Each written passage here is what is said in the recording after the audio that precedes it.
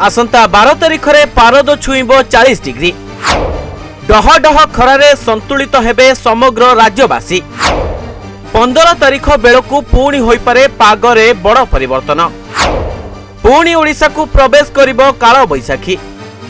राज्य में आसंता 12 तारिख पर ताती 40 डिग्री छुईब। सेहीपरि 12 तारिख पर अर्थात 16 तारिख मध्य आभ्यंतरीण ओडिशार अधिकांश स्थान में 40 डिग्री ताती छुईबा नहीं आकलन करा जायछि एवं उपकूल ओडिशार गोटे बा दुईटी स्थान में तापमात्रा 38 डिग्री रही पारे। एने सूचना देइचंती भुवनेश्वर आंचलिक पाणीपाग केन्द्र। आउ एहाकु ध्यान रखी पाणीपाग विशेषज्ञ मत पोषण करिसंती जे आसंता 15 रु 18 तारिख भितरे उपकूल ओडिशा और एहार संलग्न जिले में काल बैशाखर प्रभाव देखिबाकु मिलि पारे। काहेकि वर्तमान हिमालय अंचल अधिक ठंडा और शुष्क वायु प्रवाह जोगु गत 3 दिन धरी राज्य में राति तापमात्रा कम रहुथिला और जेउथिपई आसंता 4 दिन में स्थिति बदलिबो और ग्रीष्म प्रवाह हेबा नै सूचना रहिछि। सेहीपरि 10 तारिख जाए बंगोपसागर आडू दक्षिण पूर्व वायु बहिबो। एथिपई पाणीपाग स्थिति सुखद अनुभूति हेबो। खास करी 9-10 तारिख रे मयूरभंज केन्दुझर बालेश्वर जिलार गोटे बा दुईटी स्थान में काल बैशाखी वर्षा होई पारे बोली आकलन करा जायछि। तबे पूर्व रिपोर्ट अनुसार शनिवार बौद्धर दिन तापमात्रा सर्वाधिक 38 डिग्री रहितला।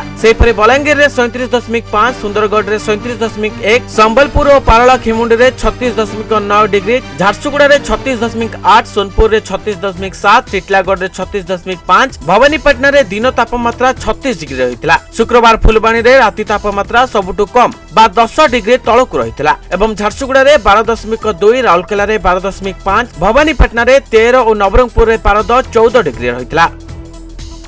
Bureau report news 95 Odia.